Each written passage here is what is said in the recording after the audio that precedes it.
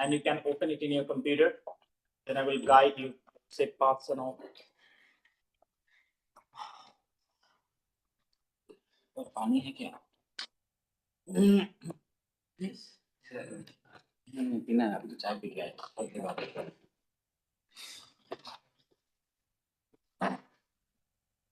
Were you able to open it? Do you have access to both? Yes. Please, everybody confirm, because I just do not want anyone to lag behind. Just 2 minutes, sir. So if you do not have, you have not opened so far, please let me know that you have not. We have opened. Opened? Okay. Once, yeah. Eat fast, please, because I just do not want to delay. What's up, What's up,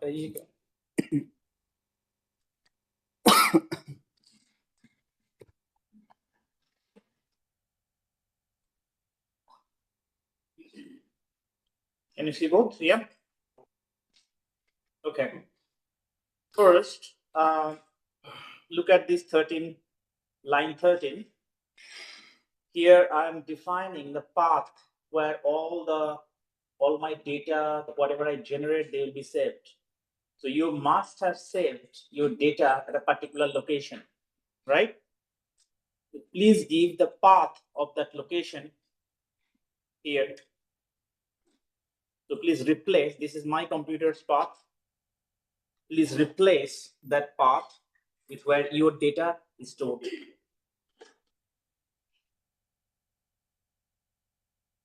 So you select your path. Do you know how to select your path? In the address bar?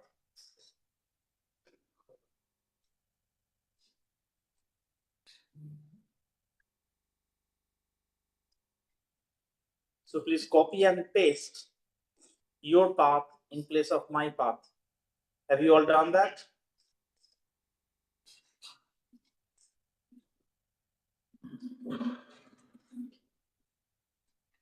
Now, if you have done that already, then please just select from line 9, select up to 13, the way I have done, and you need to execute.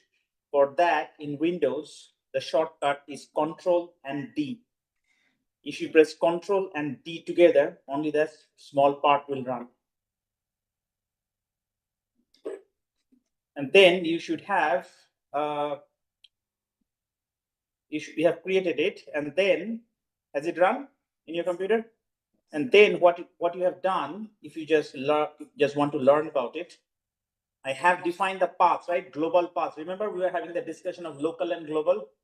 If I define a global, I can always recall it using a $sign. So if I write $path, that means it will just replace this $path by this entire thing, whatever I have defined. So if you use if you just run use clear, with this data set, press Control D again, then it should open the data set for you.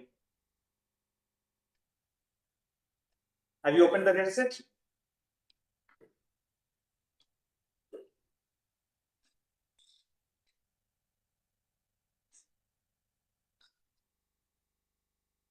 Data set was open for you? Yes. Who has not been able to open the data set? Please raise your hand so that I know. Why not?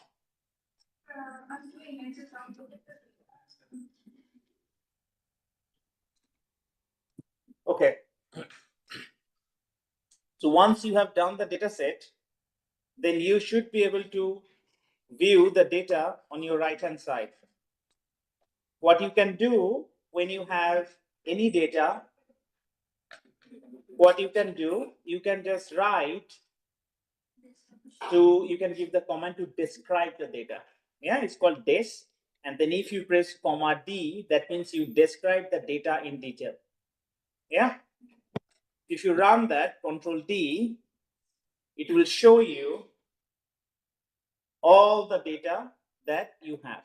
So this is a really small data set that I have given to you from our slum data set.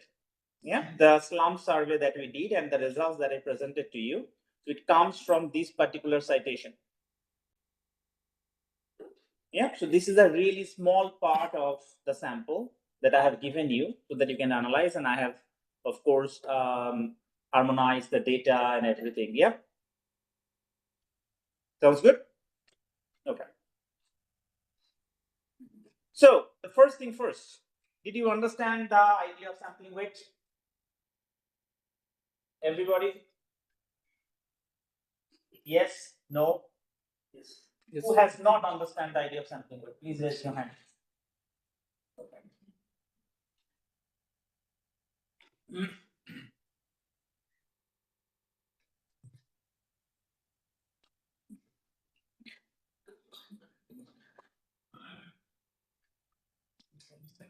Suppose you have this big region.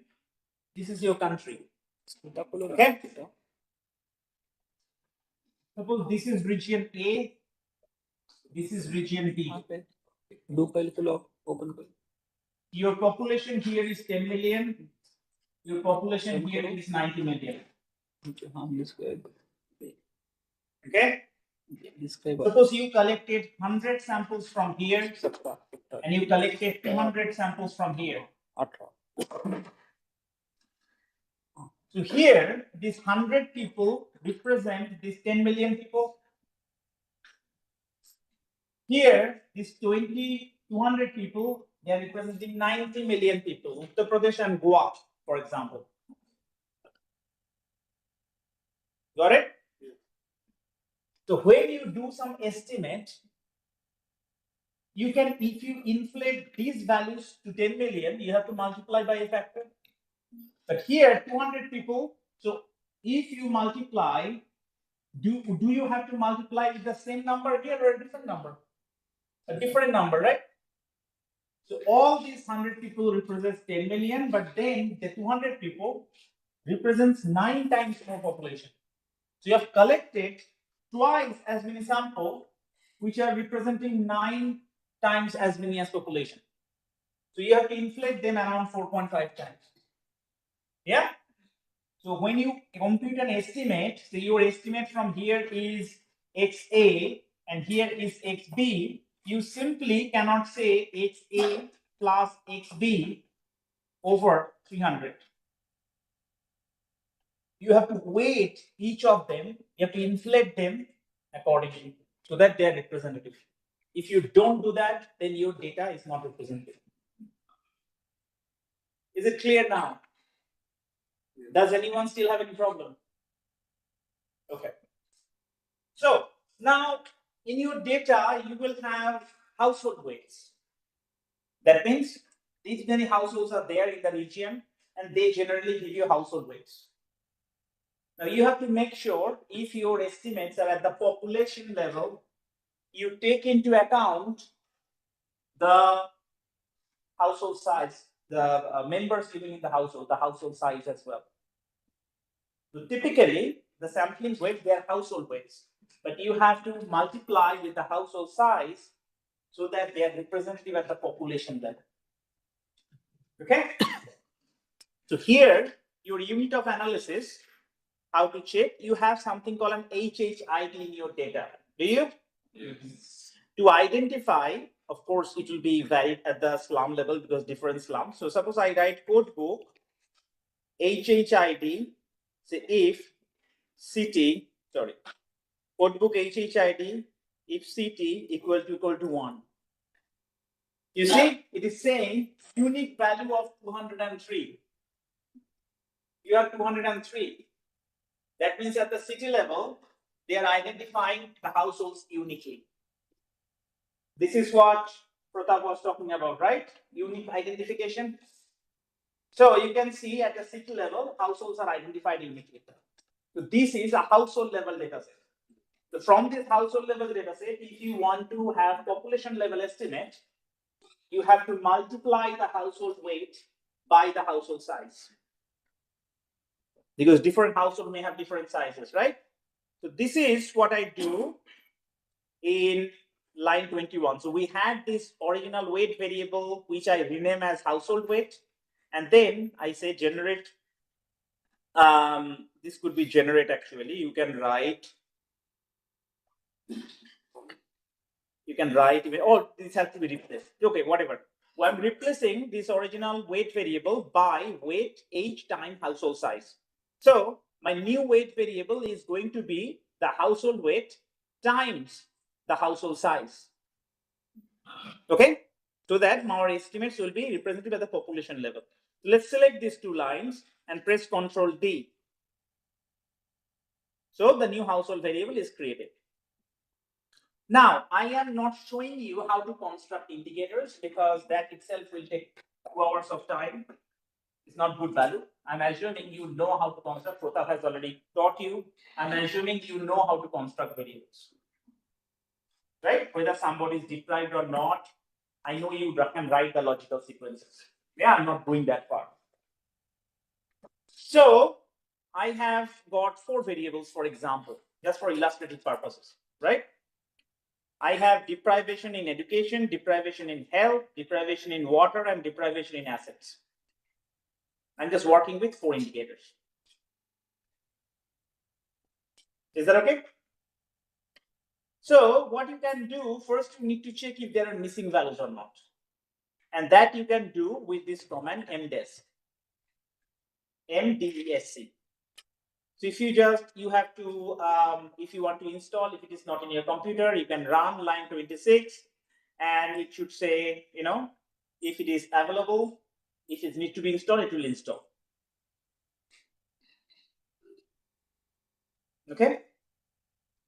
Then if you run the next line, Control D, then it is telling me there is no missing observations.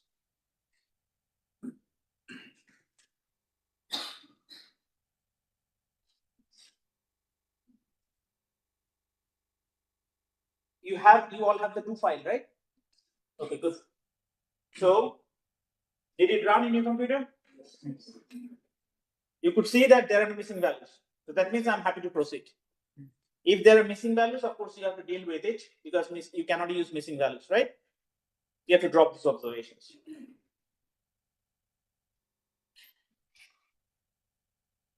Okay.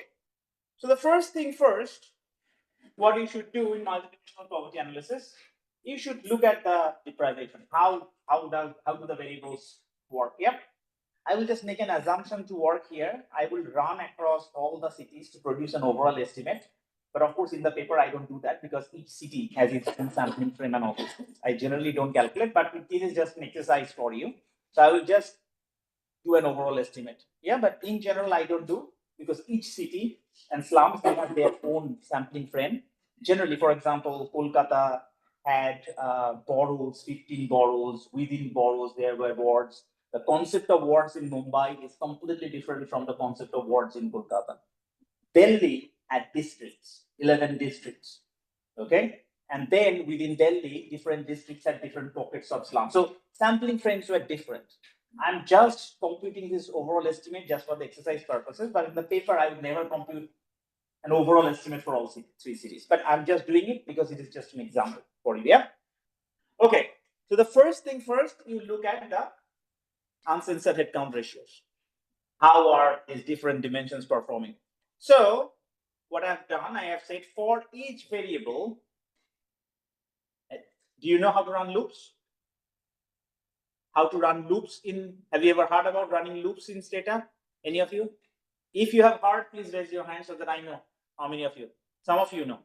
So idea of loops is that if you have to do the repeated exercise, you just do not write those code by yourself. You let Stata handle those things. So here I'm using the for each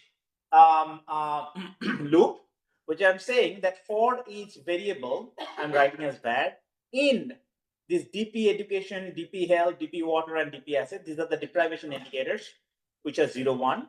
Let's try to have a look at how they look like. So if I just type browse PR DP, no, there are actually many of them. No, let's not do that. All of the indicators will come. Let's just copy these 4. Copy and paste. So you see, I already have the 0, 1 indicator. So I have not showed you how to compute this 0, 1. I'm assuming you know how to compute this 0, 1 in Stata code. Because if I start doing 0, 1, as I told you, to create that 0, 1, I had to write 10,000 lines when I was creating MPI. Okay. If I go through 10,000 lines now, you will all fall asleep. Okay. So so we are starting with the G0 matrix in that sense. Our starting point is G0 and not X. Yeah. The first thing we want to know is what is the average of these uncensored headcount ratios for these different indicators. So instead of running, okay, these run these and that, we are creating this variable uncensored headcount ratio for this variable. Look, we are using weight here. Because you need to use sampling weights. Because if I do not do that, then my findings are not representative. Yeah. So I'm computing. You may not know what R means, so just let me show you with a simple command. So suppose I write sum of a variable, sum of DP education. I'm not computing yet. I'm just showing you something. Yeah. If I type that, I get this sum value, right? But data stores these results somewhere. So if you type return list, these are the values data stores in the background that you do not see. So you can always recall these values whenever you need, you can recall these values. Look, data has shown this mean is stored within our mean. Sounds good? This mean value is stored there. The standard deviation is stored there. Yeah, minimum, maximum, sum, everything is just stored there. So what I will do, I will say for each variable in this, you run some of these, but then uncensored headcount ratio of a variable is just simply the R mean times 100. R mean has already been stored here. So then next, I'll be labeling the variable. Look, this is how you recall a local variable. Okay, quotation, single quotation, var, there you go. This is how you recall the variable. So it will run this loop 4 times and create this variable. So I don't have to write the code I don't have to repeat the code. Imagine you have 20 variables. Would you write the code for 20 times?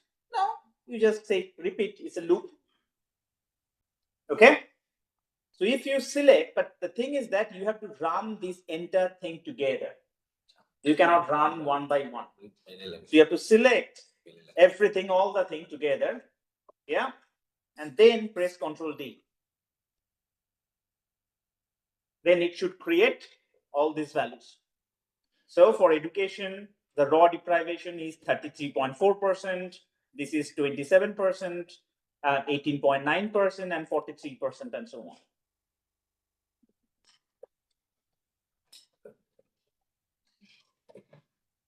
Does it make sense? Now, if you want to see how they look like in your data, because I've created those variables, so you have uncensored, right? So you just say browse uncen underscore star. So that means browse all the variables that start with uncent underscore. If you, sorry, scroll. Yeah. It's my eyesight is not very good when I'm looking at close. So there you go. So I have stored that variable for you actually. I'm not just looking at them, I have stored them inside the data. Yeah.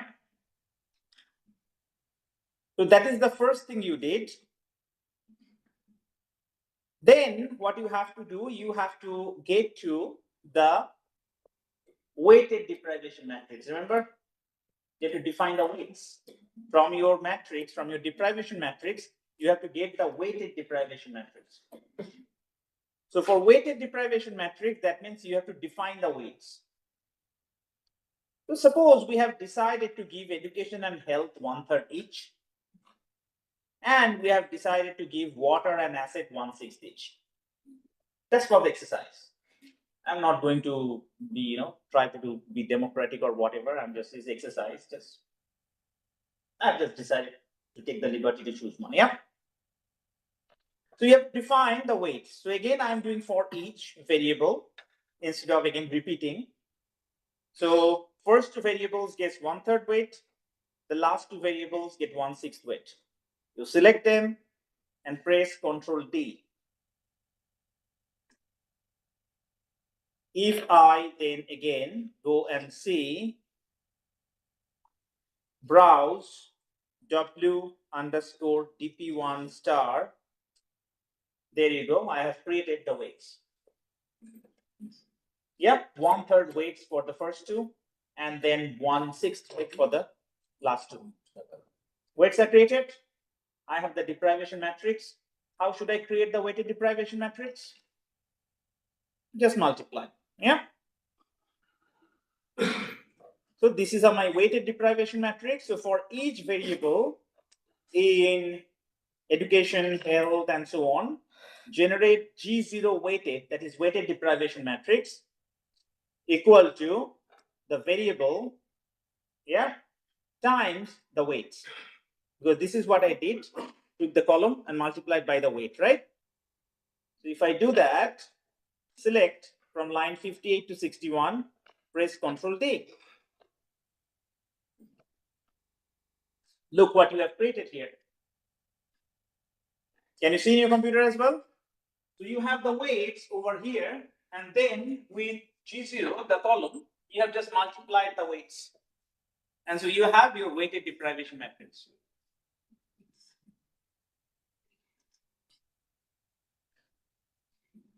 Did it run in your computer? Can you see the column?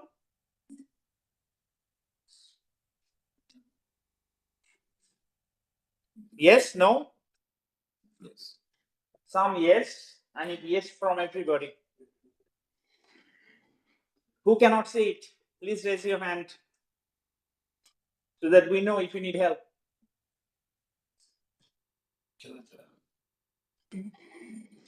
Okay, run for everybody.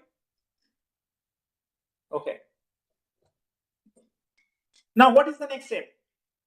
The next step is to create a counting vector. Right? We have the weighted deprivation matrix. We have to create a count vector for everybody. The deprivation score for each person. So we define, we are saying we are using this GIAN command. C vector is equal to row total for this G0 weighted. So if you do that for G0 vector, we just have to sum. We are taking the summation of these four columns for each row. If I do that, if I come here and run this line 67, there you go, I get the C vector. So it is summing these weighted deprivations.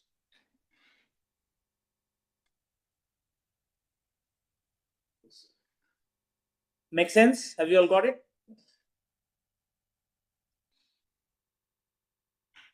If anyone is having any trouble, this is the time to raise your hand before I just move too far. What is the problem? You know, this is very important. When I say yes, you need to respond properly. Hiding here is just going to, Priyam, is it possible to just do some help? It will be really useful. I will pause for a minute so that Priyam can find out what the issue is.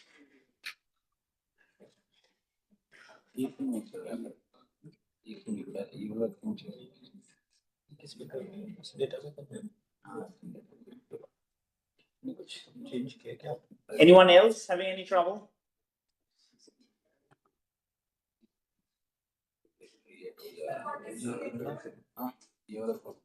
Do you remember the deprivation score? That's what's in it. Yeah.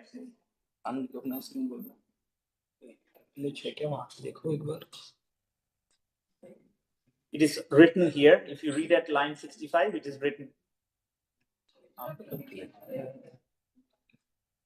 You just sum your whatever deprivation you have in different indicators with weights, you just sum them up. Is it working now? Anyone else having any trouble? This is the time to let us know. Space. Okay. I'm assuming that everybody is working for everybody.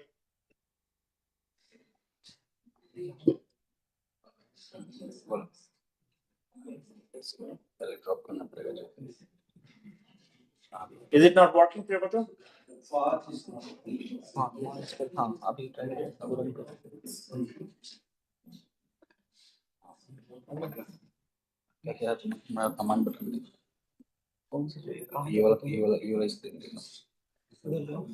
Maharaj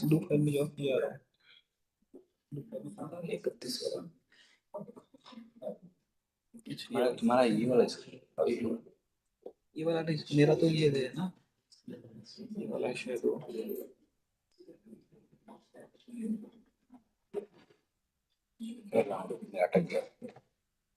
okay, I'm progressing slowly. I think Prem will find the solution.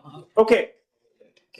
So once you have computed the C vector, let's see, we are going to label the variable. And then let's tab and see the distribution, how it looks like. Yeah. Again, we have to use the weight here. This is how the distribution of C vector looks like for the entire data set. So you can have a deprivation score of 1/6, 1/3, 0.5, 2/3, and so on. Yeah. So this is the distribution. So it's a discrete distribution because we have only 4 variables and we have limited set of weights. So this is our deprivation score, and you have the proportion. 26% of the population has no deprivation, 18% has 1/6 deprivation, 22.82% have 1/3 deprivations. Yeah, these are the scores.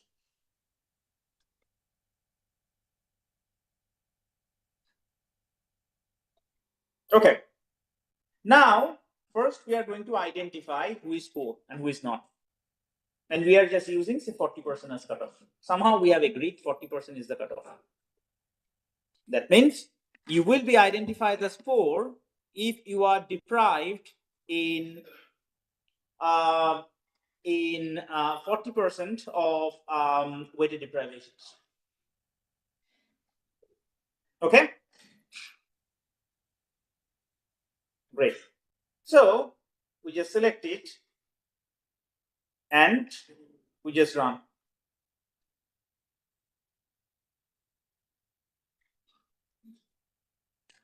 So this one, this identity poor K is identifying who is poor or not. So if we go and check, there you go. These are so these people. So given that our deprivation, our poverty cutoff is 0.4, those that have deprivation score more than, equal or more than 40%, they are identified as poor. So if the deprivation score is more than equal or more than 0.4, look, they all have got 1, otherwise they get 0. Is it working, Prabhata? Yes. Okay. So we have identified the deprivation. So those who are poor versus those who are not poor.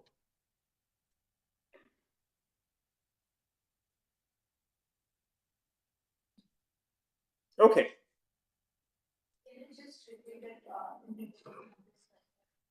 Which one? I just identifies who has deprivation score more than 40% versus less than 40%.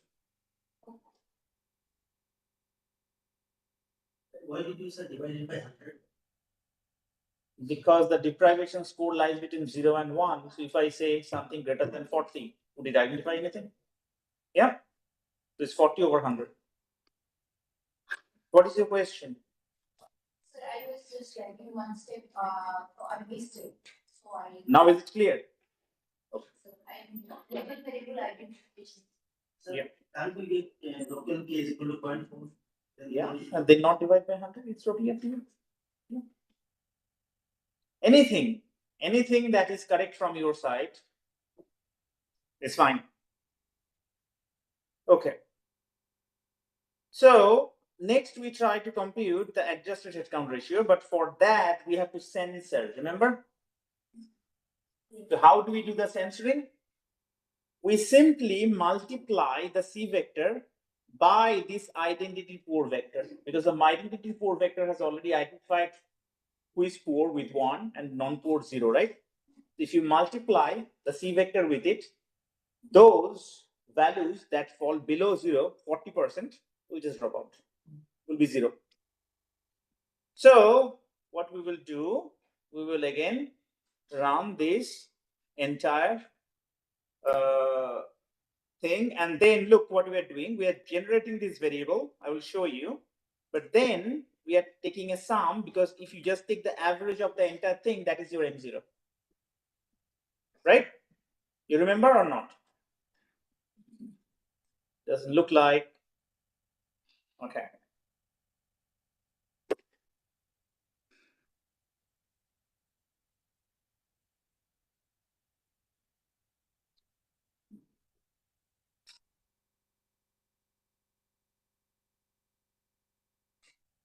You remember this computation? You had to take sum of all of them and divide by 4. That's your M0. Remember? Yes. So what we are doing here, we are multiplying, first of all, this censored vector. We are generating it by multiplying the identity poor, which is 1, 0, by the censored vector itself. So we'll have the censored deprivation score vector, and then you just take the average of it, the R mean. That's the adjusted headcount ratio. Okay. So let's run from 81 to 85. Look here, we have created, first of all, this censored vector, which is look, for 0.16 or 0.33, they're all 0. I've censored them out. Whereas if it is 0.66, we return 0.66 because it is more than 0.4, equal or more than 0.4. So this is the censored deprivation vector. You just take the average of this column, you get M0. So can you just repeat the loop one?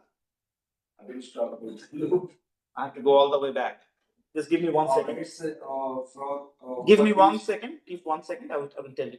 It's easy. Let me finish this one first. Otherwise, I will get lost in my flow. So, the sum of the column, get from here. The sum of the column is that just, sorry, the average of the column is that just headcount ratio, right? So what I have done here, this is the sum of the censored headcount ratio, and we store the mean. That is our adjusted headcount ratio. Okay. So why I'm showing this to you, I could have just given simply some toolbox and ask you to compute. The important thing is that you understand, you know how to compute them, so that you can cross check if there is any error. Sounds good? Yes. Which line? Please mention the specific line. When you have generated the weight, do you have the line right in the file? For each variable, I know the line number, please. Line number is 14. Good. Thank you. That just helps. Yeah. What happened? The command is not recognized. It's writing that on the organized form. Have you run the entire 4 lines together?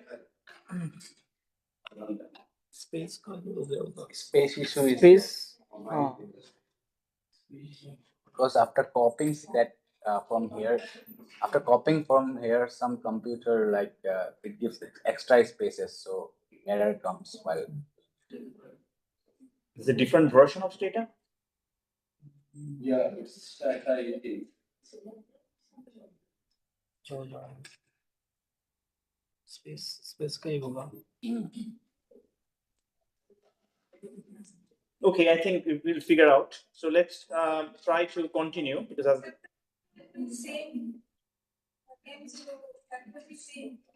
no, This is that computed the value of M0 and just reported it. I just created a variable out of it. But no, how can M0 be same for everybody? It is for the entire country. So I've just generated a variable. That's it. Okay, so adjusted headcount ratio. So for example, if you have this variable, say censored C vector, you have this variable, right? So what you can do, you can say sum, or let's use another command. Let's use mean. Then let's select the send C vector 40. Let's select this one. And then type AW equal to weight.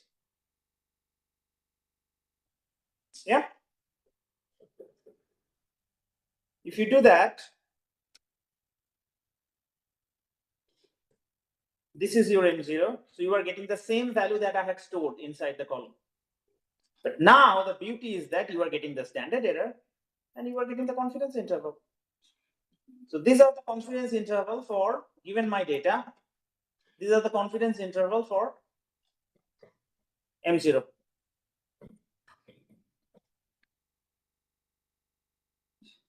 Okay, so just giving the simple command, you are computing your M0, you're computing your standard error, and you are computing your confidence interval.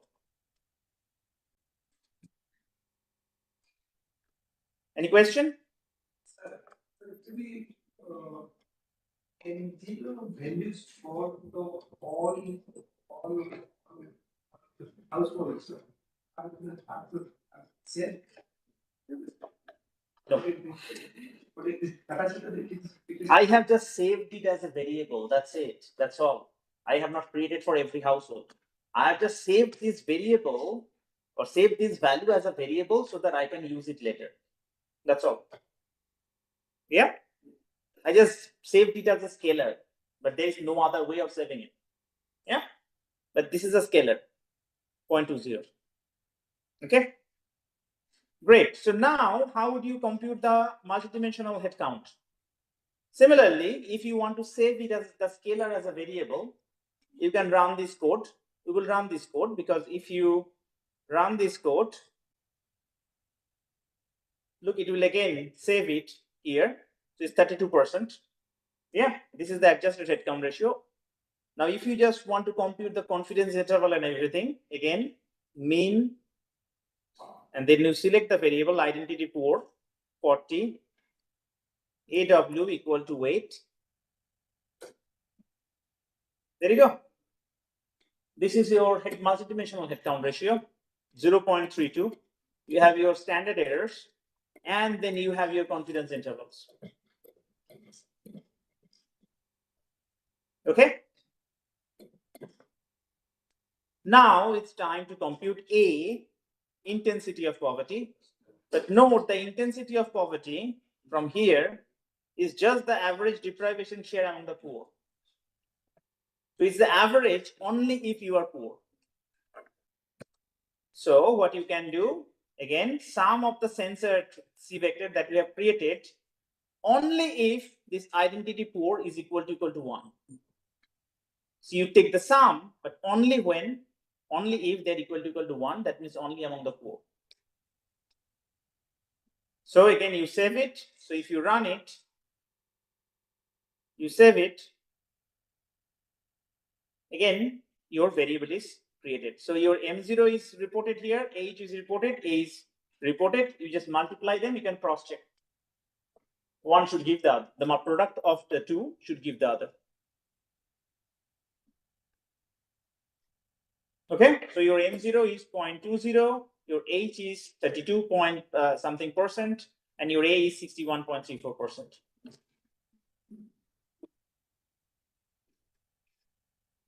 Done? Any more questions here?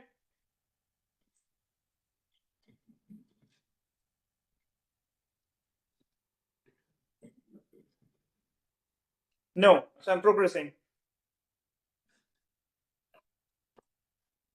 Okay, now it comes the censored. Now it comes the censored headcount ratio. Can anyone remind me what censored headcount ratio?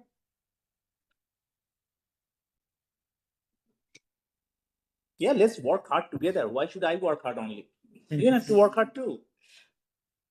Yes. Proportion of the poor. proportion of the poor, but that is multidimensional headcount ratio. What is census headcount ratio? The proportion of people that are poor, multidimensionally poor, as well as deprived in that indicator. Yes. How will you compute it then? You have the deprivation in particular indicator. You know who is poor and who is not. How then do you compute the column for to compute census headcount ratio?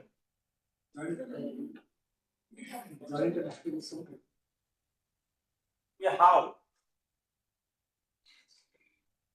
So you have a deprivation vector. You know this person, this household is deprived, this household is not, and so on. You know the uncensored deprivation column, right? You know a column from where you know who is poor and who is multidimensionally poor and who is not. How do you compute the column for censored deprivation? Vector is some thought of two dimensions. Then we can filter that values should be less more than But we have already computed the yeah.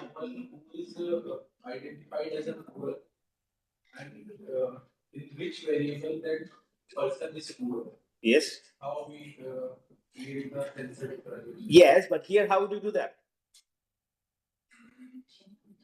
So for each variable, so for each of these variables, you know they are 0, 1, right? So for each of these variable, we are creating a new vector, which is that variable reflecting uncensored deprivation, and we are simply multiplying by the 1, 0 variable that is giving me poor or not. Okay, that is simply giving me the censored headcount vector. So we are doing it, and we are going to run it up to here, up to 110. If you run it, you create it, yeah, and then if you just take either the sum or mean, whatever you do,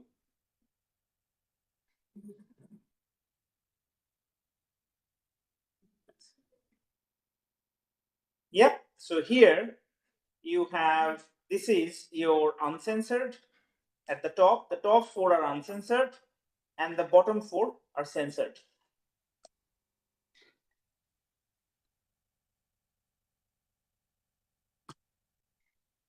Do you remember the difference between uncensored and censored?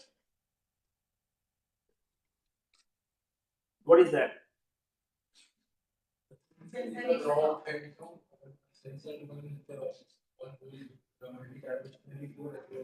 So which one should be larger, censored or uncensored? Uncensored. Who thinks censored should be higher? Please raise your hand. You don't have to be scared. It's okay. You will not be targeted. Don't worry. Who thinks censored will be higher? Who thinks uncensored will be higher? Okay. Now the trick question: why? Because it's a raw headcount. Okay. So you are leaving out some of the deprivations for the people who are not poor. That's why censored has to, if ever in your computation you find that censored, you found a value of censored higher than raw or uncensored, you are dead wrong. You have done something horribly wrong. It is not possible. Censored has to be, censored cannot be higher than the uncensored. Technically. Okay? I have seen such a thing in one paper. Somebody gave me a dissertation chapter to examine and had such a mistake. Well, that's not possible, right? So he or she must have done something horribly wrong in the computation. This is my fail. Louder, please. What is the subtract in the last one?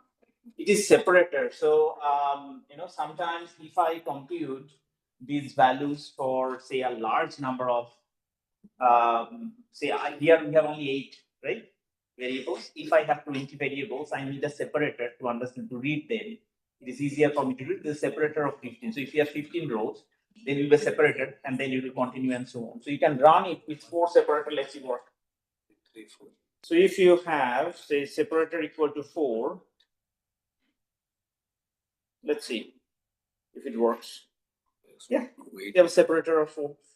So after 4, you have a separator. Yeah.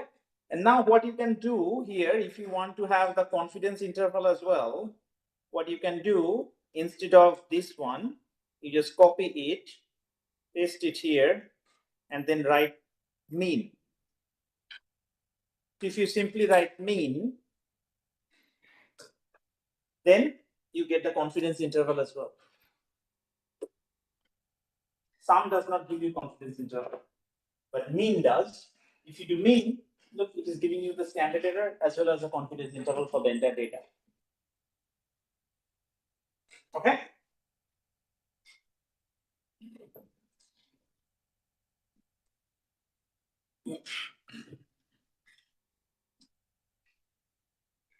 Are we all on the same boat? Anyone lagging behind? No? Okay. Now let's try and see how to compute dimensional breakdown. Yeah, absolute and percentage contribution. Okay. Now, if you remember, going back, this is what we had, right? So we literally had our M0 is equal to weight on indicator 1 times sensor headcount ratio plus weight on indicator 2 sensor headcount ratio, so on.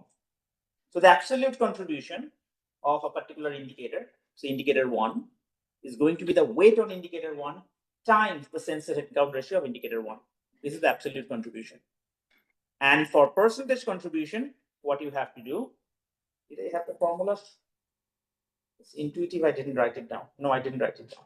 So to compute this one, which is the relative contribution, you will take the weight, say W1, weight 1, times sensor deprivation 1, divide by the adjusted headcount ratio. That will give you the contribution of one indicator. M0, adjusted headcount ratio. So if you come here, you just take one of them, divide by the adjusted headcount ratio, that will give you the contribution, isn't it? So if you have,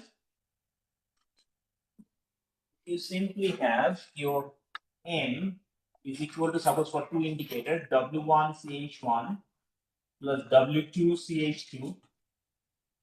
If you have that, this is your absolute contribution to M0, and your relative contribution is going to be W1 CH1 divided by M plus W2 CH2 divided by M. The total contribution will be 1 or 100%. Clear? So this is what we now need to compute for this one. So what we are doing here, this is dimensional breakdown. So the absolute contribution is basically the sensor headcount ratio times the weight, and the percentage contribution is equal to sensor headcount ratio times the weight divided by M0. Exactly what I had written in the board. Yeah. So you can run up to 121, line 121, and run it. And this is what you get. Yeah. Now, what you can do, type sum of absolute contribution. So this is what you get, your absolute contributions. So ideally, if you just add them up, you should get the M0.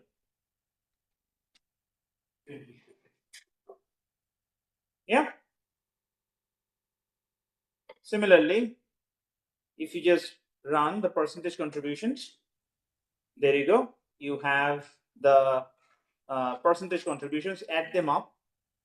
You should get 100%.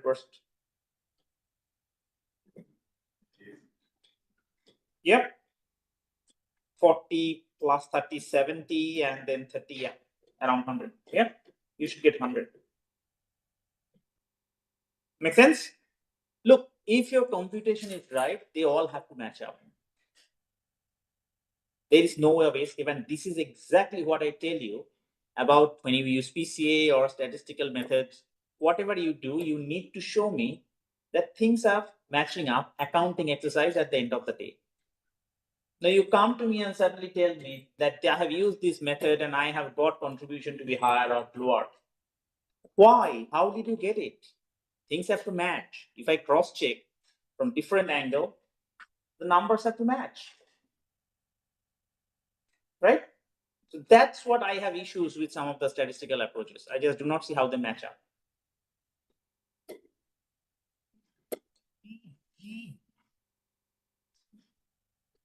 Good. Let's move on to subgroup decomposition. And now this one is the real one because now I will be subgroup doing the decomposition by city, which actually should be. Because these overall figures do not make any sense because all cities have different sampling structure, but just for exercise, I showed you how to do it. Yeah. Now what we are doing is the real one across cities. This is what this data is represented for. So when you do that city by, so here I'll be doing by city, but then if you want to go by city and household head, you have to define new variables and so on, or you have to write by city and head of the household or by city and caste. So you have all the variables in the data set, you can play with it at your own time. Okay, I don't have all the, so this is also the data set that my master students use to write a project report every year. Okay. I do not give them any computation. I'm showing you how to do so, but I generally they have to compute by their own. I just go through them just like I'm going through you. But they have to use those data sets to compute whatever they want to do. Yeah, so I just show them basic things on how it is done.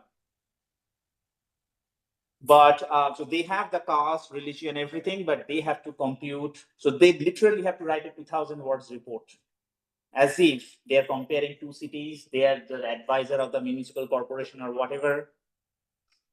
Okay, you can try to do yourself, but please don't send me. I don't have time to read through your report at this moment. Yeah, I already read many of their reports earlier this month. Anyway, so if you could just do tab stat just to understand, how these different cities are doing. This is kind of what you get. These deprivation, so these uncensored headcount ratios across different cities. This is the picture you get probably. Yeah, you could do it separately. If you can give me if command and all. However you do, this is what you're going to get. Yeah, you can write mean 4 variables, weight, if city equal to 1, if city equal to 2, you can get them as well. But in the abstract, you just get in one go, the overall as well as across different cities. How am I doing with time? So here we are getting column as 100. You can also get rows as 100. Because every system wise. Yeah, sorry, what did you say? 1 hour. Okay. Yeah, you can do. You can literally do whatever you want. Then, suppose we compute the multidimensional headcount ratio by region. Again, we already have variable. We have already defined it. Yeah, but it has a local escape. If you run it again, you get now the multidimensional headcount ratio by region. Right? You had a question about where to use weight. Do you see where I'm using the weight? Yes, sir. So for all this sum and everything, you have to use the weight. This is how you get it. Make sense? Yes, sir.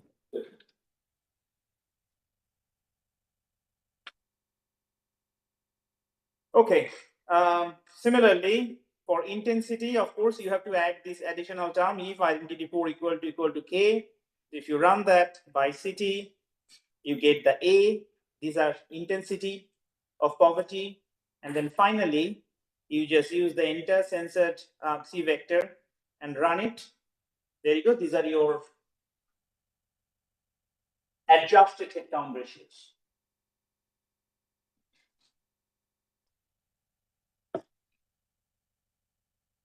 To get all of them, you can cross-check. If you multiply with the H and the A, you will get the columns. I always do the cross-checks. You can also do it at your leisure time, just to make sure your accounting exercise matches. The ledger book has, matches, whatever your liabilities and assets, they are all accounted for. Anyway.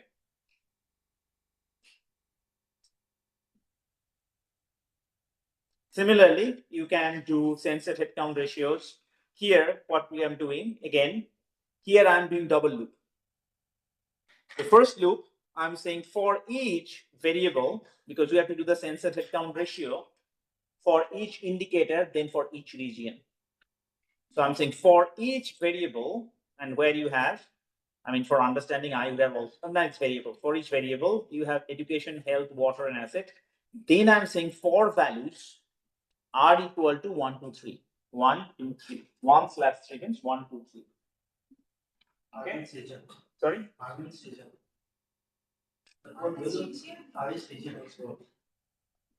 This one. 146. No, R is just a value. Just like variable, R is a value which takes a value of 1, 2, 3. Oh. Yeah? And I am using CT is equal to R. So CT can take 1, 2, 3, right? If CT is equal to 1, create this. If CT equal to 2, create this, and so on. So I have double loop here. We have 4 variables and 3 regions. Yeah? So if you do that, if you run 144 to 152, there you go. You have for all the indicators, region 1, this for region 2, region 3, region 1, 2, 3, 1, 2, 3, and so on. Yeah, so this is how. So again, it's a repetitive process. You can try to do your way, the way you want. This is one way of doing, but I'm not claiming my coding is the only way of coding. I'm a very silly programmer. I do everything step by step so that I can see even if I come back after 7 years. Because I don't want to sit in front of a computer and try to imagine what I wrote or try to remember what I wrote 7 years ago. Some publications take 4 to 5 years. Yeah, and I do not want to come after 5 years. There's so many projects running at the same time. So it is always good to keep good notes in your do file so that even if you come back, whenever you come back, I think I wrote these 15 years ago and I'm still teaching it to you. Of course, I have to improve it in the middle. But if I did not keep proper note, I'll just forget everything. I literally tend to forget whatever I do after 3 months. If you ask me what I did in February, whatever I wrote, I don't remember anything. Forgot it. I'm a researcher. Teachers may remember, but I just don't remember. Okay, so it is very important that when you run your code, you write it in a way that you yourself can understand it after 3 years. It's very important. Okay? Good. Similarly, you can compute the absolute contribution by region and so on, and I'm not running it again. It's just same. I'm sure the code will run. And you can compute the absolute contribution and the relative contribution by city. It's the same thing. It's the same idea that I just recycled. It's the same way you can compute by city, you can compute by caste, you can compute by religion, by head of the household, whatever data you have, whatever variables you have in the data, you can use them to compute. The same process. Sounds good? And I hope that you should be able to adapt it to your own research. Should not be a problem. Any more questions so far?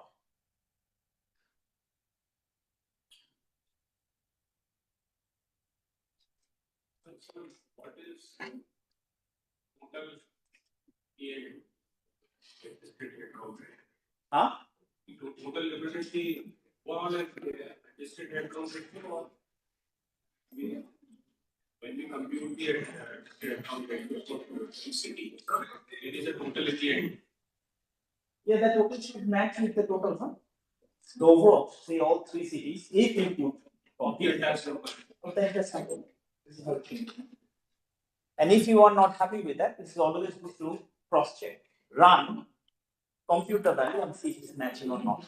And that's what I did. So that's why you need to do different cross checks to make sure whatever you're computing is robust, your calculation is correct, because we can always make errors in our coding, or we may not, data is not computing whatever we are expecting it to compute.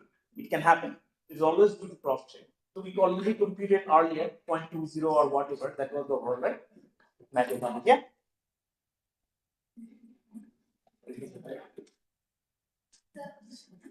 Yeah. R equal to 1 to 3. So that means R equal to 1 to 3. So because city is equal to 1, right? So if you see, that's what I have recalled. So I'll use that command for values R, and then I have recalled look R here. So if R takes 1, you are computing for city equal to 1.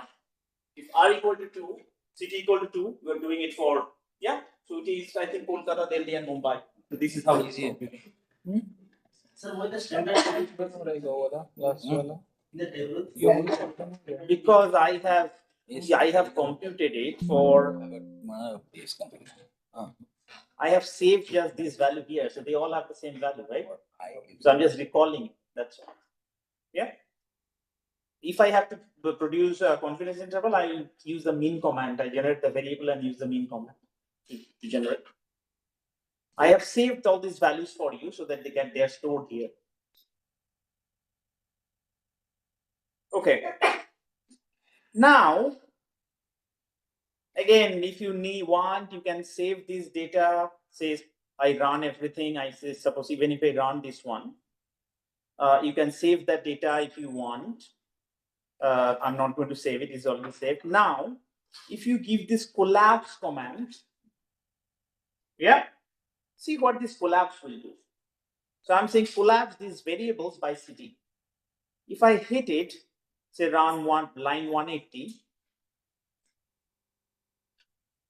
look what it did. It just collapsed all these variables by city. Yeah, so these are values for each city. I think I forgot to mention the name of the city itself. Collapse, yeah, I just had to write city itself, by city. If we do that, then it is literally reporting the values for these three cities. So whatever we computed, it has just collapsed. So the M0 values and so on.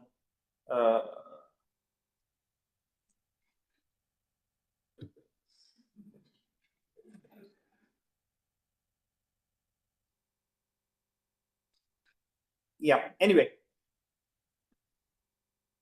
Okay, now what I will do, I will talk a little bit about the sensitivity analysis.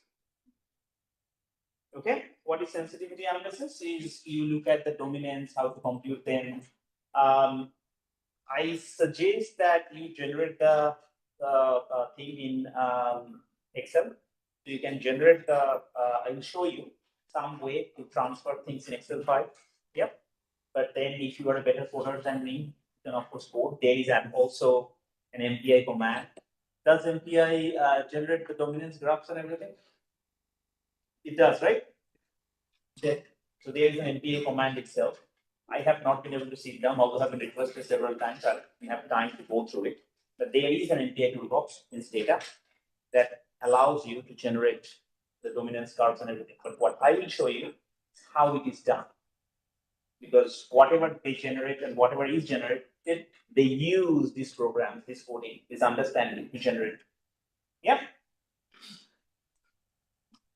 But is it clear so far? The tools that have been generated. Sir, is it possible to generate the Venn diagram that you showed there? I have never tried Venn diagram to generate, but it should be possible. you have just, so in general, how I have learned data, I just go to Stata or whatever or outside, just type Stata Venn diagram. There must be some command. If you just, Four-dimensional is not possible in state. huh? Four-dimensional is not possible. Oh, you must have some, something in Python or whatever, maybe, 4 dimension. I drew that in by my hand, using my hand. I did not draw it from software. I do not. I mean, I have never used Venn diagram in that sense that I have to compute, because Venn diagram I have used just for illustrative purposes. So I just draw it and I mention the number in the middle. I mean, this simple tool, right? I mean, why do I have to generate Venn diagram? So I have never generated Venn diagram. I mean, why do you generate Venn diagram from data? Replicate the data which we have.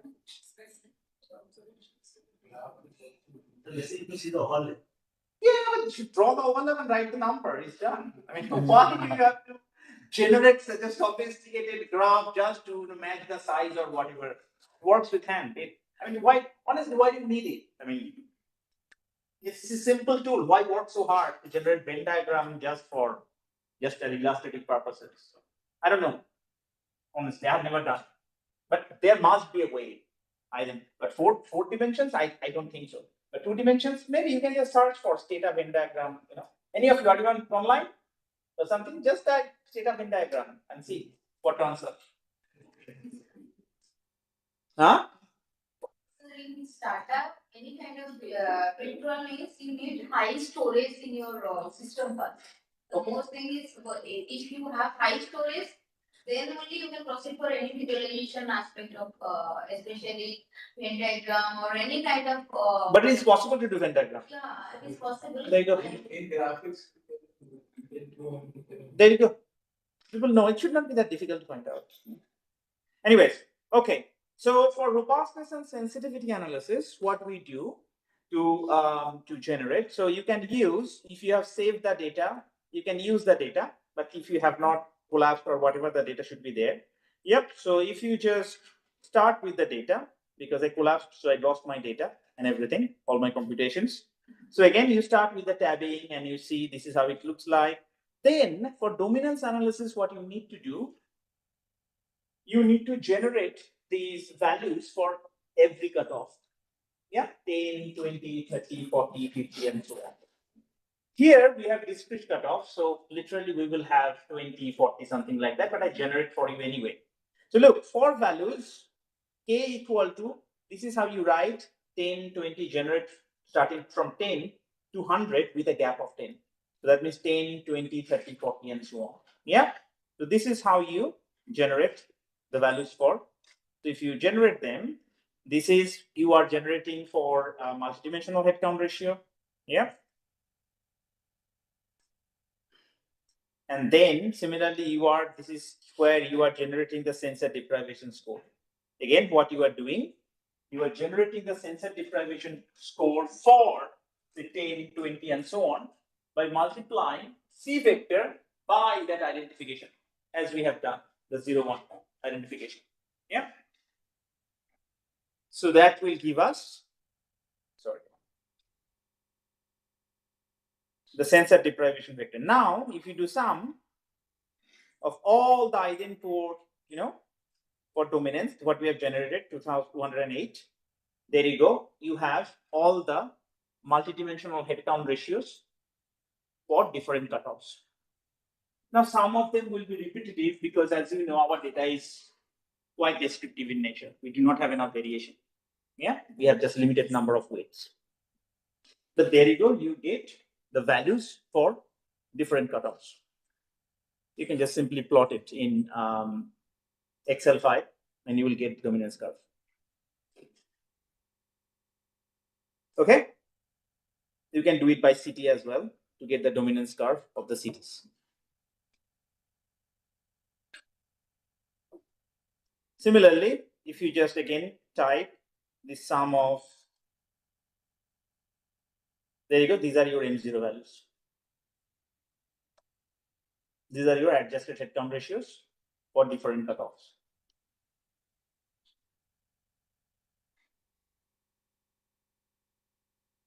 Sounds good? Okay.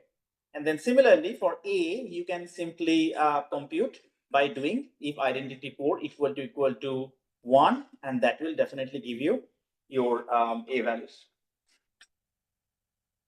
Look, for very high, 90 and 100%, of course, your A is equal to 1. Because everybody that are poor, they have it is intersection approach, right? They all have a value of 1, so the average is going to be 1. Just to know, cross-check that we are in the right direction. Sounds good. Now, let me move forward and show you something addition, which is standard errors, confidence intervals, t-test, and all these things to show you a little bit. Yep. Have any of you heard about SVY set? Yeah, this is survey set. What do you do here? Your data, they are collected using strata, right? Strata and PSUs. So what you need to do, if you just define them early, you do not have to recall that AW equal to weight, AW equal to weight all the time.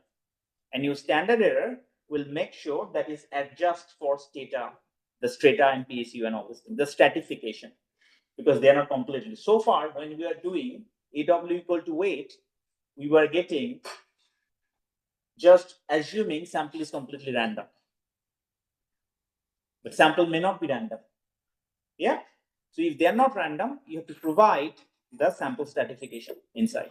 And this is how you define. So I'm here, I have just assumed that HHID are, they are the PSU themselves, and the cities are the strata. I'm just assumed it for running. But in actual data, in IHDS, in NFHS, in NSS, you will have the strata and the PSU mentioned. So what you have to do, SVY set PSU, then the weights and comma, strata, and the variable strata, whatever it is. You have to write that properly. But every data set will have, survey data set will have that information for you, strata and PSU. Okay. So if we define it, it is defined. There you go. Then we are just simply doing that for k equal to 40, just compute the mean of identity poor and the mean of censored C vector for 40. So here you had get the multidimensional head count ratio, but now the confidence interval should take into account the stratification of the data because your sample is stratified. So you are getting from here the standard error and the stratified confidence interval. Yeah, the standard error is also stratified. Same thing here, you also get it, the M0. Now, suppose you want to do t-test between regions, or you want to conduct t-test between caste groups, or t-test between male-headed household and female-headed household. How do you do it? You just, for k equal to 40, suppose I run this SVY. Look, I'm just writing SVY mean. I'm not controlling for weight anymore because weights are already defined into the SVY command. So I'm just using SVY and then I'm just giving the command. If I do, this is what I get. Yeah. So I have asked it here that list this coefficient, the coefficient, because I need to know how Stata is saving the data. And look, this is how Stata has saved. So this value correspond to Stata has given this big name to save this value, the coefficient. Yeah. Now I'm going to test between, say, suppose I'm interested in testing between Kolkata versus Mumbai. So this is the value for Kolkata underscore B and so on, and this one is for Mumbai. So what I'm doing, I'm saying just test Mumbai and Kolkata. Yeah. If I give, there you go, the test statistics. Statistically significantly different or not. Okay, because if you do not do statistical test, then you will not be able to say whether a change, an increase or decrease, you cannot say anything about it. Basically, the null hypothesis is they are equal, the alternative they are unequal, right? If you cannot reject the null, you cannot say they are different. They will literally be the same. But of course, that will depend on your sample size and so on. Typical basic. Sorry? have to give this amount only your identity understood to the writer. This comes from here. This is how Stata has saved it.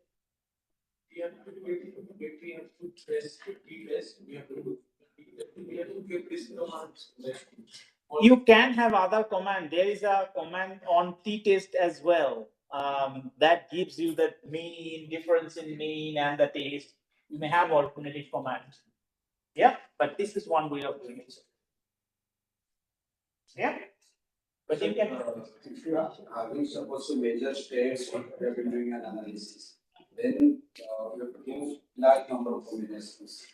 Like each state with other state. Yeah, you have to run a loop. You have to run a loop and then you can set the data. Yep.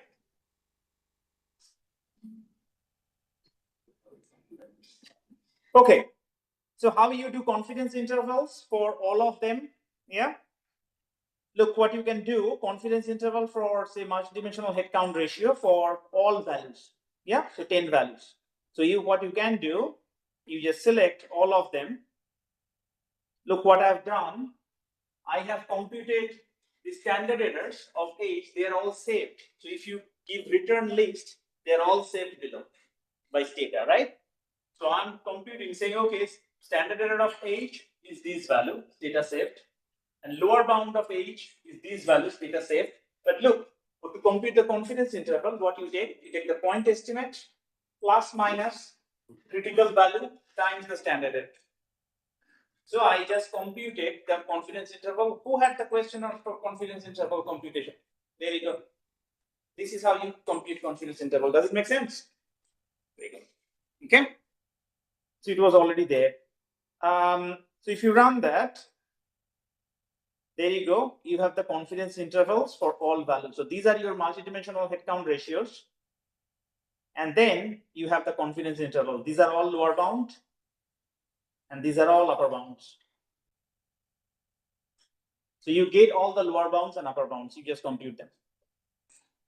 Now, The command why we're dropping that AC underscore because if I want to run this line again, it will tell me, oh, that variable already exists.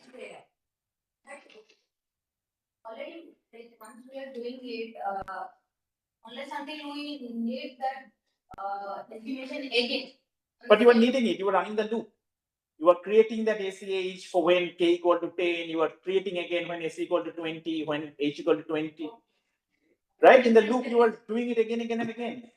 And there is no point in creating that variable and, reserving the memory. So you just drop it, you run it again. Make sense? Yes. Okay. Now I'll show you an alternative computations because you are sitting here and saying, you are computing everything and they were expecting us to copy and paste everything. Okay, not bad, work hard.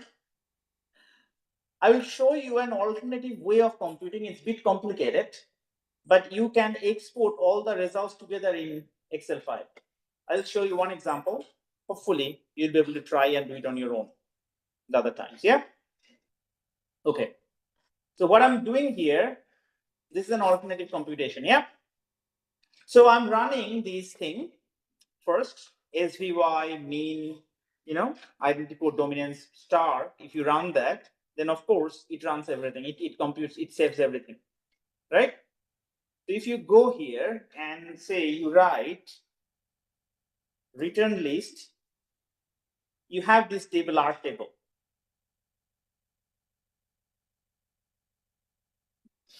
Now I write mat list R table. Look, all these values are stored in this matrix. Stata has stored all these values in the matrix altogether. So Stata has done a beautiful job for us anyway.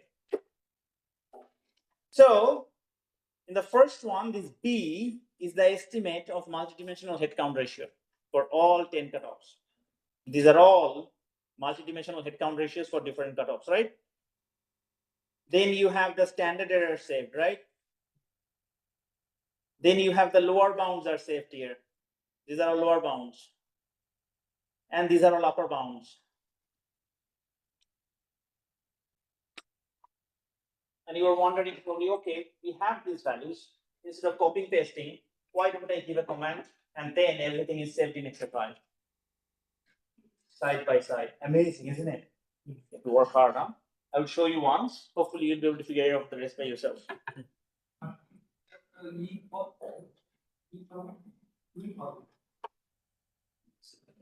No idea. Never try to. I'm happy with my estimates. No idea. Okay. So what I'm going to do, I'm going to create a matrix. Okay. This matrix from this R table, I'm going to transpose it. So I'm going to write matrix X equal to R table prime. If I run and I say mat list X, there you go. Everything is now in column form. This is how I want it in data. How much time do I have? Enough.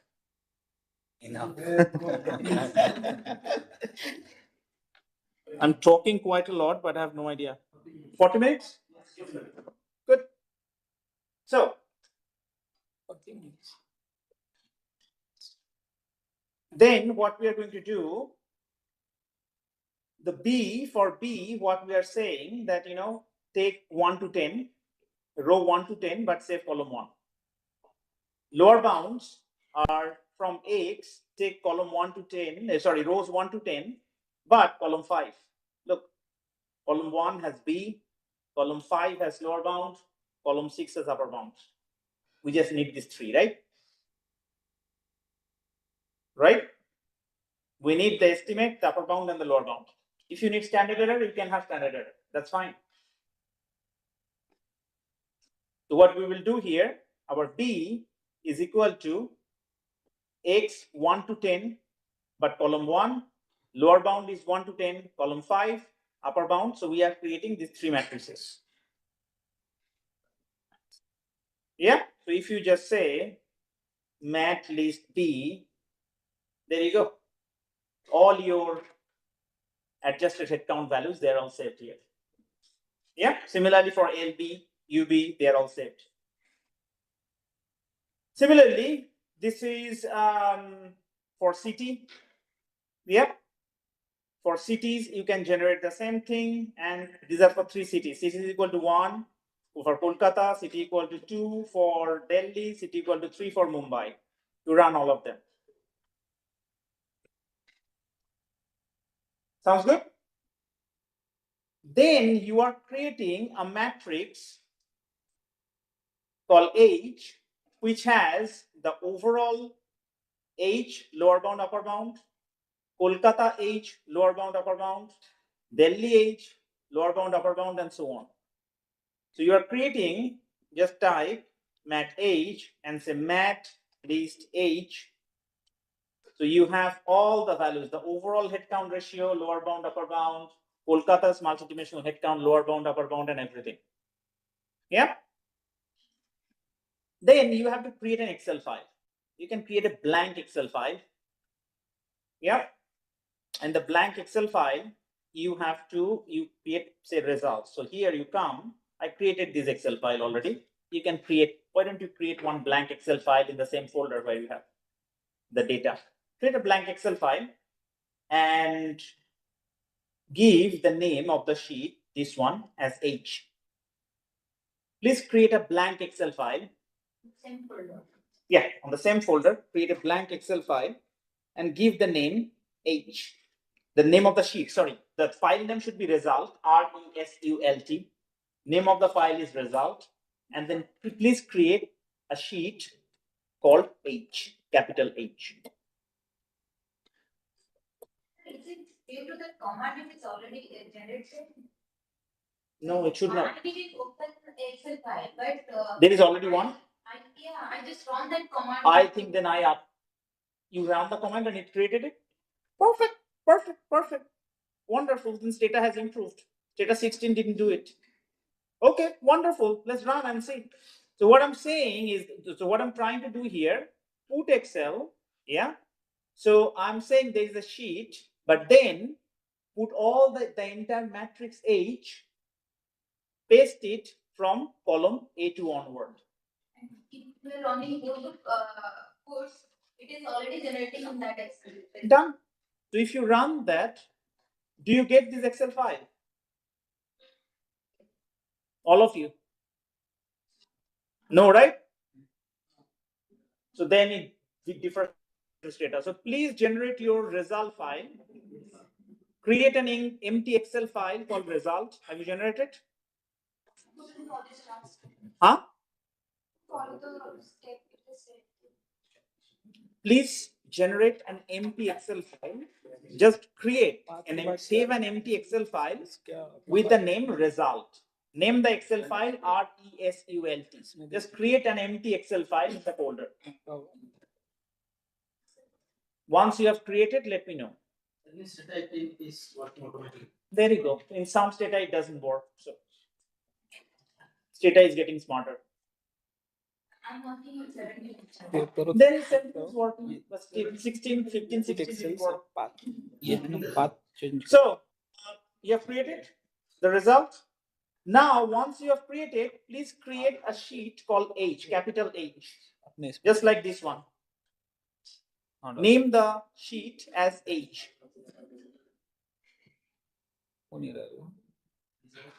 Yeah. Please save the file and close the file. Then if you go to Excel file and run line 271 and 272, what I'm doing from cell A2, I'm just pasting the matrix. This matrix that I have generated over here, I'm just pasting this matrix from cell A2 onwards. Yeah. So if you do that, run that part and see, you see the change in the Excel file. You go to the Excel file, you open the Excel file. They should be there, right? Have you got? नहीं तो खुल रहा है नहीं खुल रहा है ये तो मैंने खोला हुआ है खुल नहीं रहा है It should be there, right? You have saved in the same folder path. How you have defined? Haven't you saved in the same folder? So it's given already. खुद से एक फोल्डर बना यहाँ से एक्सेल बना ठीक है Because you have probably left your file open. You have to close your file. You have to close your Excel file. Now run it, please.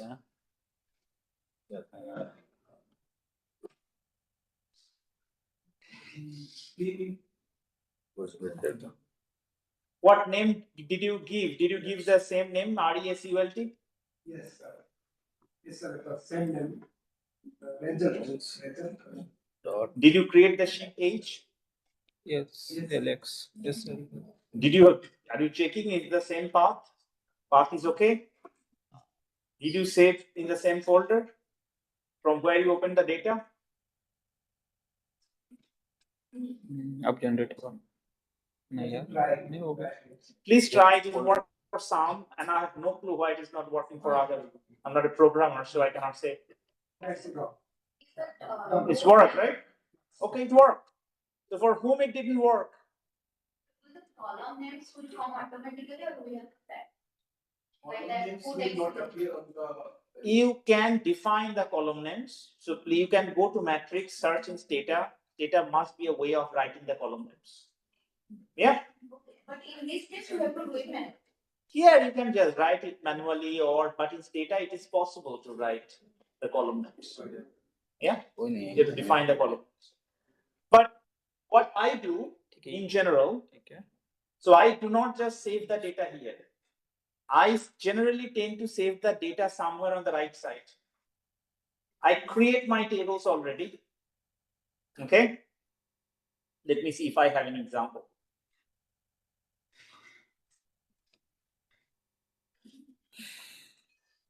So suppose we have this data. So this is the table from one of my papers. So what we do, I save all the data here on the right hand side. So all these things come from data to the right hand side. Now what I do here, I just format this table and link with the formula. So that every time I run the results, I save the results on this side, which is hidden, all the tables are automatically updated. So you don't need these column names or whatever, There may be other way, EST tab or whatever other ways to generate tables, but this is one way we can export it to Excel, manual way using put Excel. Okay, I've given you one exercise to run that thing, do that thing for M0. That's your evening exercise. Try that, good for you. Okay, let's see what else do I have. So similarly, if you run the next part, you get the adjusted headcount ratios for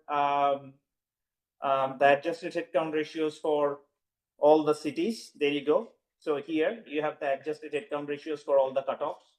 You can do it by city. City equal to 3, city equal to 2. Again, you can take these results in Excel, and then you can easily draw the confidence intervals around and whatever you do. You all know Excel, right? Yes, no? Yes. There you go. I'm hoping you all know Excel. So you can just get the data, generate, take it to Excel. The graphs are already created. If you create the graph, you just have to send your data there. All your tables, all your graphs will be automatically updated. You have to just create them once, and every time you just modify and send the data, everything will be automatically updated. Okay, you can create such framework for yourself, but this is how we all do. And one day, if you are just good enough, you just create a data code. This is how they are created. This is how we researchers create things. But I just don't have the patience. I would rather spend my time writing papers rather than creating data codes. I can do that. I enjoy coding, I enjoy programming, but I cannot give my career to coding. But this data could also get published with data language. I don't care. Other people may have time. Good luck to them. Look, I cannot publish everything. Yeah, I have my limitations. I have my time limitations, and I have my interest. I can. That does not mean I have to do. Right? Sorry? Preferences. Yeah. I have to, but I have preference over others. Comparative advantage, you could say. However you want to say. Anyways. Okay. Similarly, you can, this is the last thing I just wanted to focus. I just wanted to let you know is that, for age and when you are computing multidimensional headcount ratio or adjusted headcount ratio, you have the entire sample, right? From the entire sample, you are computing the standard error or the confidence interval, right? When you are computing the intensity is computed only for those that are poor, right? Yes. Yes. Right? Yes, sir. So for intensity, A is computed only based on the poor. Now, when your poverty cutoff is higher, you get smaller and smaller sample size for computing A. So the chance of getting a really big confidence interval is high. So most likely, if you compute that way, your A is not going to be statistically significantly different. So there's an alternative approach. The alternative approach is that you compute the confidence interval of standard error for A from the ratio of M0 divided by H. So you have computing the standard error of M0 and H are not a problem. So for A, you just write it as M over H. Can you do that? We know the standard error of them, of M, we know the standard error of H, and the ratio, the standard error of the ratio is going to give us the standard error of A. In that way, your confidence interval will be good enough. It is not just going to be inflated because of smaller sample size. Okay? So this is what we do in our last step. So you will see standard error of A, look, there is this really big formulation. It is mentioned in the book in chapter 8. The formula is given. Yeah, it is going to be a big formula, but which is drawing from this variance of H and variance of MPI. So I run these two together, show you. So if I run these first two together, if I just run these two together and then I'll show you. Oh, sorry, I have to run it together. Let's just take 40 and then 40. If you run these two means together, yeah, and then you say E return list,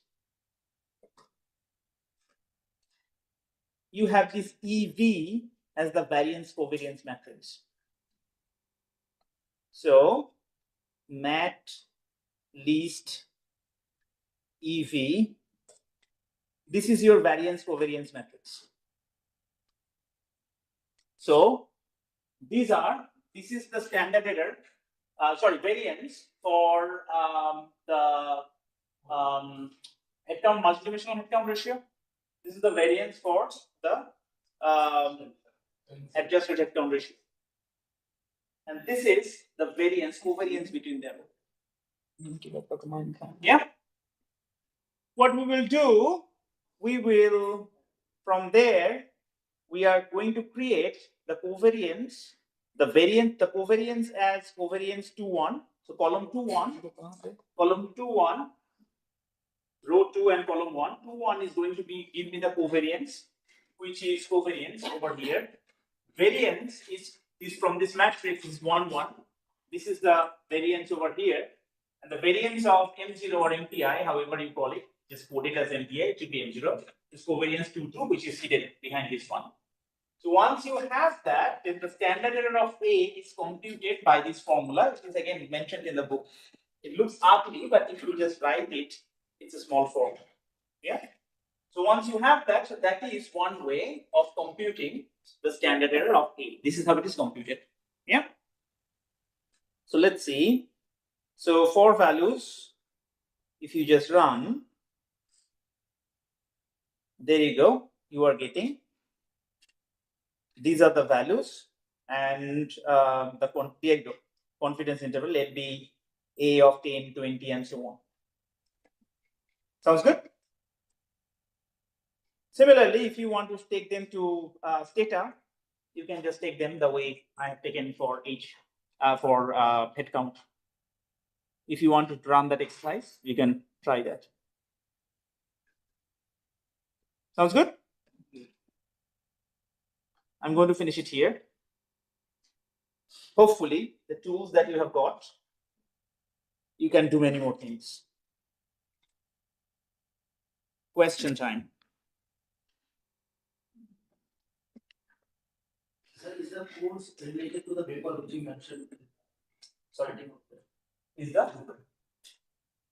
So the explanation of all No, the data. The data basically, so I have taken, so it's a large data set of around 3,000 observations. I have taken a small part of the data. So that data comes from that paper. That's why I mentioned it there. But you cannot replicate the data because you don't have the data. You can replicate the results because that results is based on a much larger data set and more variables.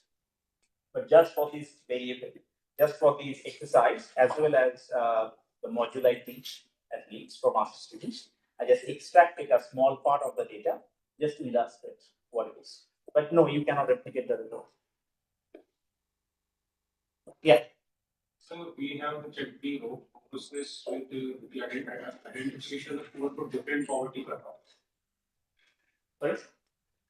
For different poverty cutoffs, Yeah. you are checking the difference and then sensitivity. So this is, I mean, we have to do all these things to adjusted headcount ratio and It totally depends on you what you want because I showed you two of them, right? If you remember from this lecture earlier,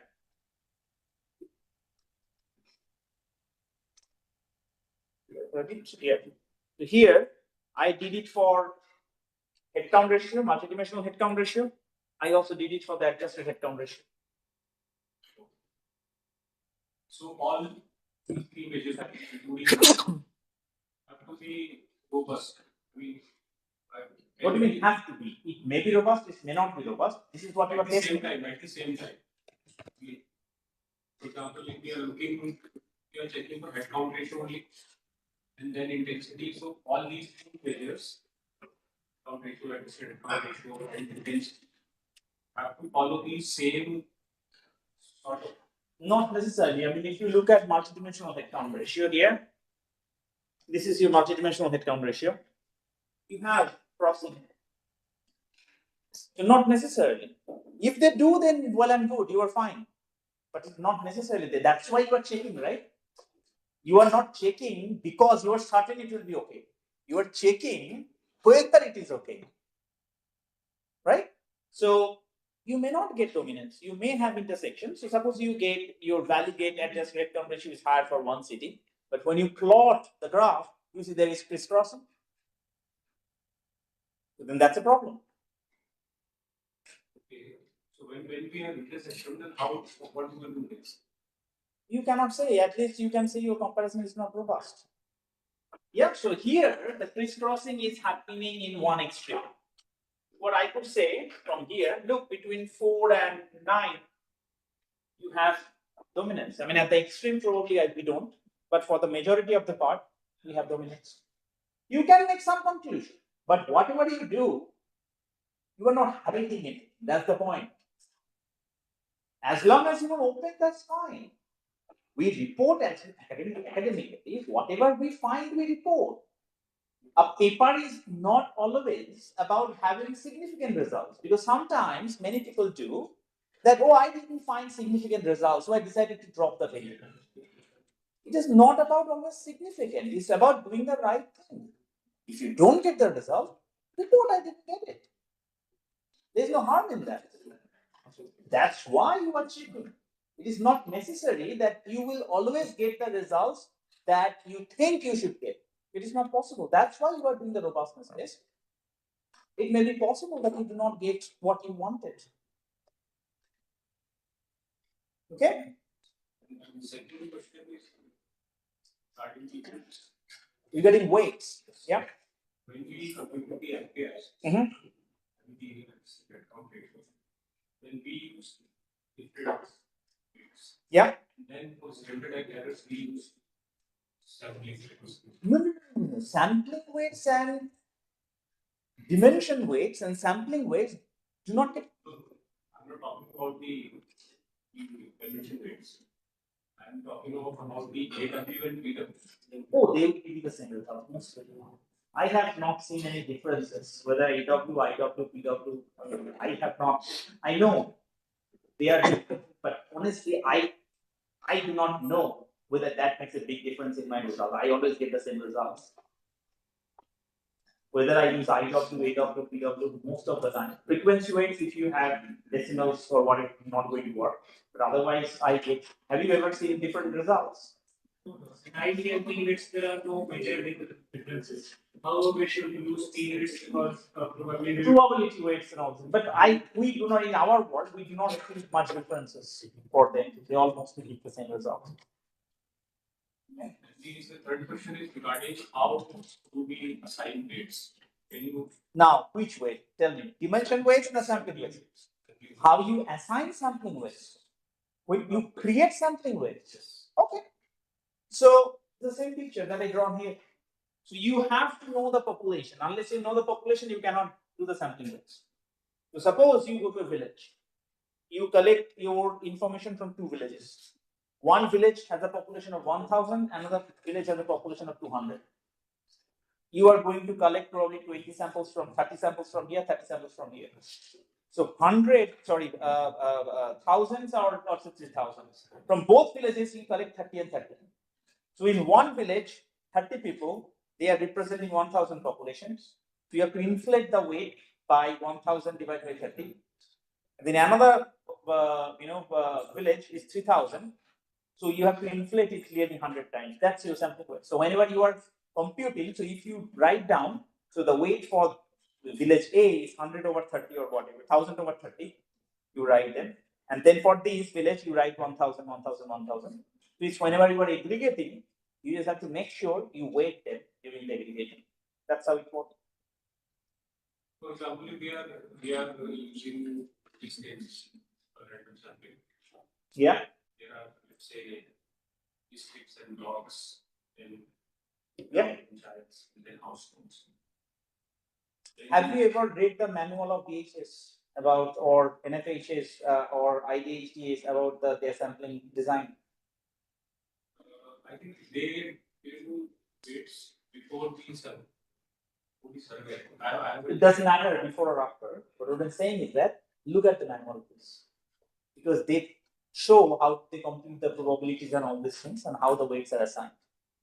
Same for you. You just have to make sure that they're. So when we did for the city, for Kolkata, we had to ask for the Kolkata population map from the local municipality.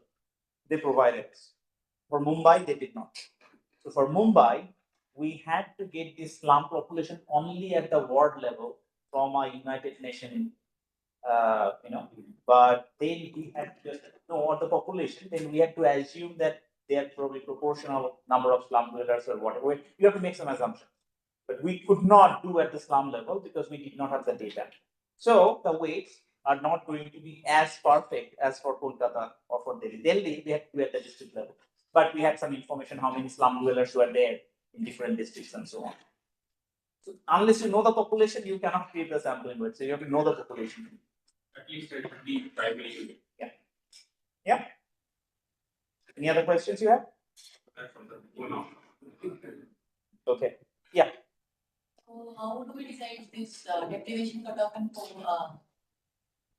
poverty cutoff? So is in the literature, what You have to draw, for example, we had a discussion with education, right? We just cut off the literacy, cut off the 8 years, cut off the 10 years. So there has to be justifications from the literature. Now, as a researcher, you may have your agenda that you may be trying to push. So you may say that, look, whatever the literature say, I disagree. And I think this is how the cutoff should be. Right? Because whether the cutoff should be changed from 8 to 10, somebody has to speak up first. That look, it has to be done. So could be it's you. The first one say no, the deprivation cutoff. So it could be based on literature, could be based on international guidelines, could be based on what a country wants, could be based on literature. It's a mix of all. There is no unique way of doing. For example, for the slum, I showed you these different poverty cutoffs, right? We went to the literature and indicator by indicator, we looked at the literature, the evidence, and so on, and this is how we justify why we are choosing the cutoff. Yeah. Same for one of my PhD students who is working at this moment on Zambia, and she's trying to develop an index for the rural households. So she had to go and she had to defend how to. Now, in regression analysis, people often make the mistake. The indicators that they use inside poverty measure, they also control for right-hand side. Now, that creates heterogeneity. You cannot do that. So your choice of indicator even and the cutoff could also depend on that. You have to drop some of those variables on the right-hand side because you cannot have them on both sides. Yeah. So yes, my answer could be that there is no unique way of choosing weight. Now, weights. You have to provide your justification. For example, I asked, what do you think? Education should receive more weight or help? Unless you have. Now, if you do not have justification, there has to be equal weights. There is no other way. But you can always choose alternative weights, compute the measures, and then check for Kendall star rank correlation. See whether your ranks are changing. If it is not changing that much, that means your rankings are more or less robust. Question? From starting, how we will follow steroids, like we have data in different levels, like in an analysis of it's very levels in different levels. देखो पहले बात hello अच्छे से Tomorrow they will cover especially the energy indicators. They will be covering. Pratap will be presenting how they do. Tomorrow's we have a conversation. station. So what is it? You have a general question or your question is specific to energy property? My question is how we will follow the steps. First of all, we open the data file where we have household cells. Then we will generate the weight. Then after that we will merge one by one the files where we have the indications. Like that. Are you asking how to generate? I'm trying to understand how to respond to your question. It all depends on the needs. I mean, if you need the data system together to generate the variables, you have to do the margin first, and then you have to do. I mean, I have never worked on NSS. For NFHS, for example, you have some information in the household file, nutritional BMI information, they're available in the individual file, individual animal file. Then you have male file separately. Then you have children file. My suggestion would be to bring everything together and then create the variables one by one. So Yeah. I mean, I have not worked on all data, so I cannot tell you exactly. In NSS, I never worked on so, but Pratap has worked, and Pratap will show you tomorrow how they create the variables. Yeah. Questions? The robustness which you are talking about, suppose for any kind of work you are getting getting robustness for the dominance or which you have shown cumulative distribution. So that forms. If you have been getting that flex is greater than F5 is greater than F5, then we have to do the wait case I sent the document for it. You have to do what? Repeat it again. The test for the statistical significance. If the dominance holds along with statistical significance, then you don't need it because you already show in your graph that the difference already holds. So if there is a intersection, then we need to test it. Yeah, the idea is that if confidence interval not intersects, it is statistically significant. Okay. It's different. Okay. If confidence intervals intersect, even then you can have statistically significant difference. So yes, you have to just check. But it may be possible that you do not get significance. Yeah. So just this one.